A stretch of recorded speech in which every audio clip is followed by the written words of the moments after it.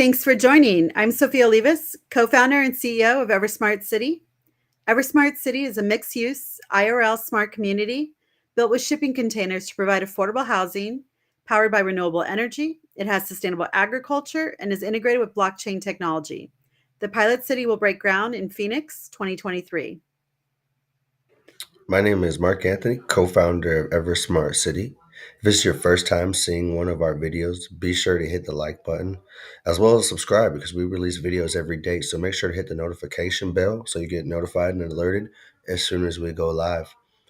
As well as check out all of our past videos. We have a lot of videos, a lot of content, a lot of information about EverSmart, our goals, and our contribution with the planet. And if you like having conversations and want to continue this conversation, be sure to join our Discord. We love meeting new people, getting new ideas. So be sure to introduce yourself, share articles, and as well ask questions. We address questions from the Discord right here live on YouTube. So this episode, we're going to look at how do you create a diverse community. But Mark, before we go into what the dictionary definition of diverse communities means, I just wanted to kind of open it up and have a little conversation. What is diverse? What does diversity mean to you? And then what does it mean to have a diverse community?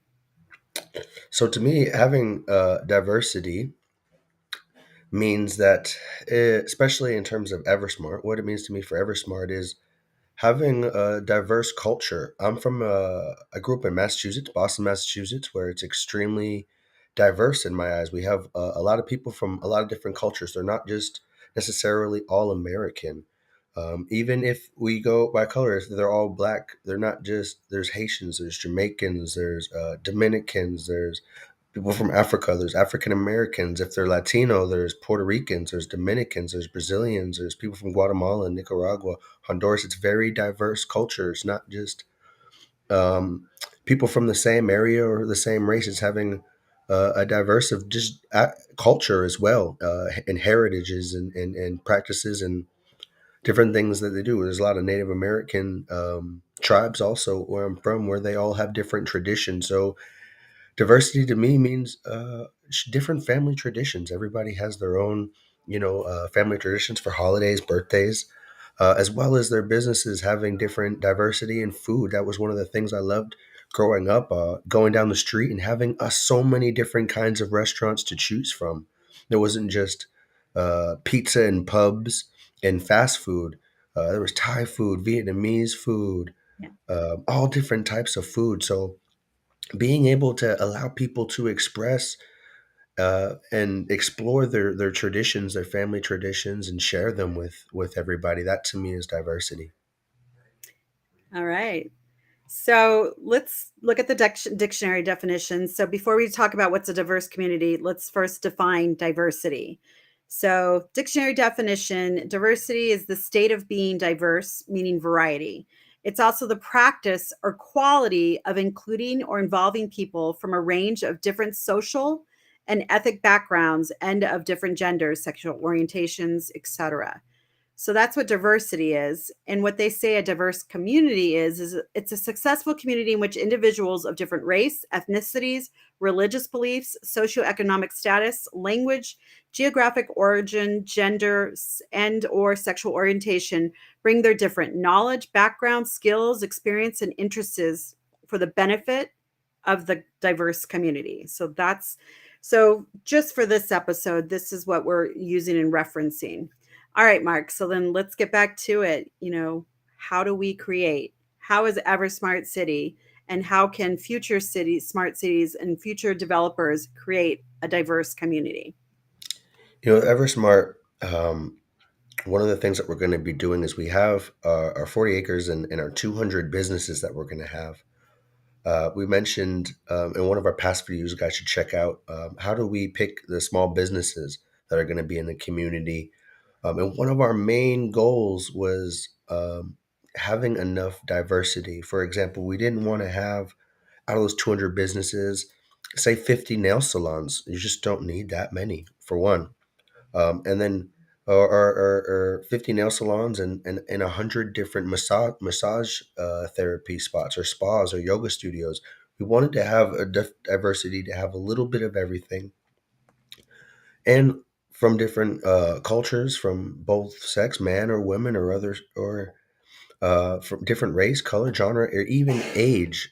From old, we have age ranges from senior citizens to all the way to people fresh out of college, who are going to be able to open up businesses and operate and provide products and services and live in the community.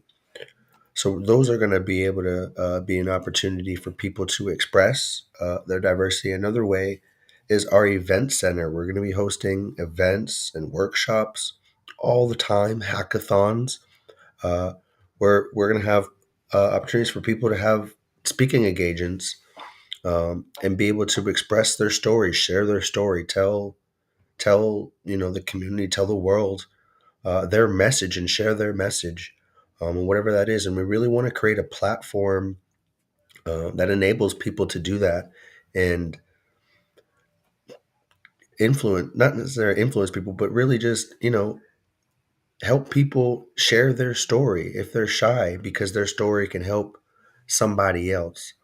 Another thing with the community I mentioned, we'll have everybody from people, fresh out of college all the way to senior citizens. One of the things that we have is a mentorship or a volunteer program where with certain skills or trades or workshops, other people in the community can also volunteer to be a mentor or a teacher, especially with the elders, where they have so much knowledge that they have gotten passed down from them, from their ancestors or future generation or previous generations before them, and creating an environment where they can share this information, share this knowledge, and pass it down on to the younger generations again, and continue to share this knowledge that people have collected.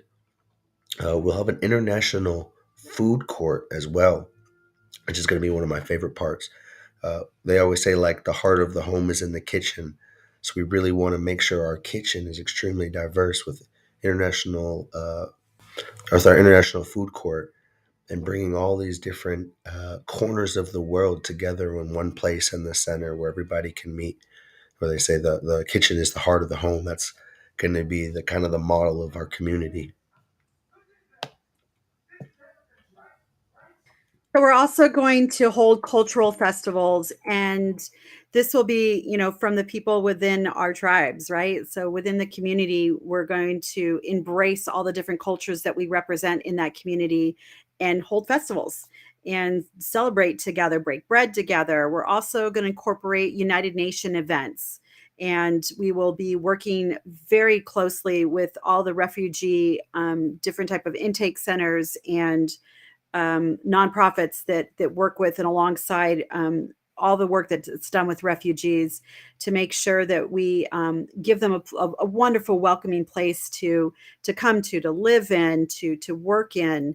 In addition to that, we are also going to embrace different religions and make sure that there's a way that people in the collaborative work center, in the common space, in the community centers, if anybody wants to learn about a different religion, that there's a place for wonderful dialogue and discussion and discourse and the ability to learn about that.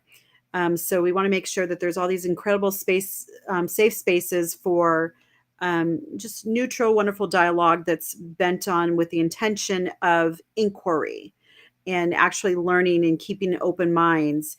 We also want to make sure that the workforce, stays as like all of these things can be incentivized. So all these things that we're talking about will be incentivized, and that's part of what the economics are. We're also going to have public spaces in areas that serve multiple communities. So, and we're going to make sure with our partnership with Humanifest that we have multiple economic and social economic backgrounds. So we are going to be having programs that where homeless people can be, get homes as well as contribute back to society through volunteering their time and their skills and their services. So that's one way. We're also going to make sure that we focus on the planning and development of the different districts and neighborhoods. So Mark had mentioned incorporating of our elders. So it's really important. That is probably the most precious commodity that the world has. certainly that the US has is our elder community. They're the only ones that still know how to do things, right? And to be able to allow the students after school to be able to work alongside with the seniors in the maker spaces and actually learn how to build stuff and create things, as well as vice versa, to be able to have the students then go back and teach the elders, technology. So there's a lot of different ways that we can go about this, a lot of different educational things that will go with that. And the celebrations is really one of my fondest things to look at. We have wonderful partnerships with certain nonprofits already, such as One Day is Today. So those organizations are focused on inclusiveness and diversity and just the celebratory space of that. So I don't know. These are one of the favorite things that we look forward to, and we really believe that the world is built to live in diverse spaces. I mean, that's what makes America such an amazing place. In one of the, there's opportunity. There's all kinds of things that go on with the U.S. that make it an incredible place to live. And just one of my fondest things about it is our diversity and how we embrace that, and how much we can gain from that.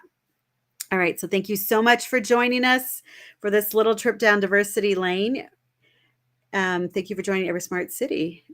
And if you want to continue this conversation, we sure hope you do on Discord. And also, if you want to have one of the first ever NFTs that it's asset backed by a smart city, EverSmart City, look down below and pick up a Founder's Key NFT.